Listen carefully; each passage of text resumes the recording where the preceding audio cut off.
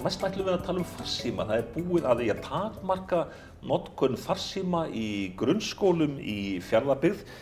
Þóroddur Helgason, fræðslustjóri, hvers vegna í óskopunum með krökkunum bannað að vera með farsíma eða nota farsíma í kennslustund? Já, það nokkur ástæða fyrir því að við settum nýja reglur. Þannig að við vorum bara að setja skýra reglur notkun snjallsíma eða snjalltækja. Og ástæðan var nú svo að fyrst og fremst að við vildum bæta námsaðstæður nemanda. Það segja að yrði minna áreiti og ekki eins mikið truflun. Við vildum líka bæta samskiptin þannig að nemendur væru bara meira í samskiptum sjálf, ekki kannski dottin ofan í símana. Og svo held ég líka að það sé ágætt að þegar fengi bara ákveðna hvíld með þeir í skólanum á samfélagsmiðlum og það vonandi bara er gott fyrir andlega heilsu. Og svo þetta ákveðið jafnræði líka. Kjartan, þú ert í grunnskólanum á Reyðarfirði. Var þetta þannig? Voru þið alltaf bara ofan í farsímanum? Ekki eitthvað alveg sko, það náttúrulega, menn voru náttúrulega í farsímum í frímínútum og það náttúrulega voru sumir sem voru þá í símanum í tímum líka sko. Þegar þau nefndi ekki að læra og voru þá bara inn á samfélagsmiðlum eða leikjum sko. En núna víst þetta banni komið þá hefur þetta alveg gengið skítsæmilega sko. Það kannski fyrstu 2 dagana voru kannski menn í símanum en núna vita menn bara að þessu og eru ekkert eitthvað oft í símanum í skólanum. Heiðbrá, þú ert á Fáskrúðsfirði. Hvernig var svo tekið þar svona í upphafi? Í upphafi var þetta svolítið svona, ég veit ekki, voru ekki margir ánægðir með þetta en ég held að flestir séu bara sættu sig við þetta núna. En hvernig var það svona, þegar þið komið með þessar fréttir heim til ykkar? Hvað sögðu pappa og mamma? Sko ég náttúrulega, pappa og mamma var alveg sama sko, þannig séð. Já, ég held að það hafi bara verið bara sátt við þetta sko. En er þetta þannig að farsíminn, hann sé svolítið hann er svolítið athyglisjúkur eða ekki? Jú, náttúrulega alltaf, þess að maður er með mikið fólk inn á Snapchat og er alltaf að tala við marga úr bara öllu landinu, þá náttúrulega ertu kannski oft í símanum en já, svo er það bara sem eru alltaf í leikjum í símanum og horfa kannski á YouTube eða Netflix eða eitthvað svona. Þóroddur, stundum heyrum að það sagt að grunnskólanum þeim væri nær frekar að kenna krökkunum að umgangast þessa síma en ekki að vera með bönn. Já, ég held kannski málið það að á sama tíma og við erum að setja þessar reglur, þá er verið að tækjavæða skólana mjög vel. Þannig að nú eru komin Chromebook-vélar og iPadar í skólana, þannig að það er samsvarar að það er komin tæki á hvern nemanda sem að skólastjórarnir og kennararnir ráðstafa.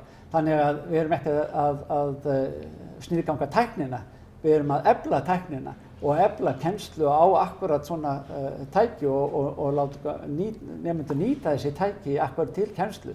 Þannig að það er hlutur af því sem við erum að vinna leið og líka bæta síðan sambandið inn í skólanum. Það hefur ekki verið nægilega gott sko. Þannig að nú erum við að fá ljósleiðara inn í skólana sem skiptir miklu máli. Hvað segið þið þetta? Er þetta skynsamleg leið? Jú, þessar náttúrulega Chromebook-vélar eru alveg að bæta upp fyrir símana því að þá er þægilegra að vera að skrifa heimildaritgerðir og vera kannski að fletta ykkur upp, eins og Google eitthvað og já, þess áttar. Er búið að tækjavæða skólan svona eins og skólastjórinn og þeir sem að ráða öllu sögðu við ykkur? Já. Við erum komin náttúrulega með Chromebook-vél á hver og einn nemanda sem bara er merktur með nafni og hleðslutæki fylgir með og svona. Þannig að þetta er svona, ef ég skil ykkur rétt, þá er þetta svolítið farið að snúast. Þið sættið ykkur alveg við þetta, þessi skipti? Já. En Þóroddur, þetta er ekki alveg þannig að farsímar, að þeir séu alfarið bannaðir? Nei, þetta er bara nýja reglur sem við settum, skýra reglur, því að við þurfum náttúrulega að hafa skýra reglur. Það léttir okkur starfið. Og þannig að ef að skólastjórar vilja, þeir mennum sem er að vinna einhver ákveðna þætti, til þess að því við erum í sjónvarpsviðtali núna, þá er meðal annars einn áfangi í einu skólanum þar sem er svona fjölmiðlaþáttur. Og þá þurfa nemendur að taka með sér símana til þess að nota í upptöku.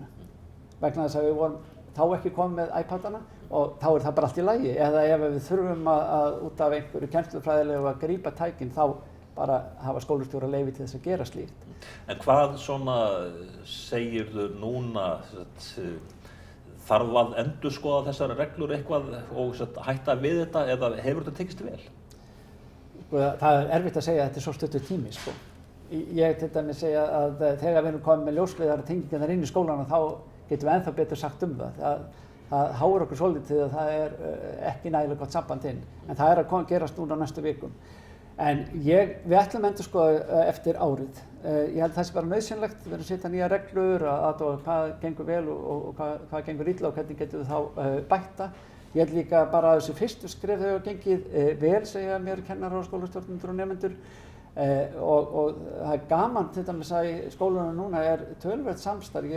Krakkarnir geta nú sagt meira frá því sjálf en milli starfsmanna og nemanda að bæta aðstöðu eins og í frímínútum. Já. Komið með fleiri afþreytingar eins og fótboltaspil, pingpong og kannski pool og svona. Já, þannig að þið eru bara að græða á þessu. Já. En ok, endurskoðað eftir 1 ár eða eftir árið, hvað ætlið þið þá að segja eftir árið? Viljið þið breyta þessu? Við erum náttúrulega bæði að fara í menntaskóla eftir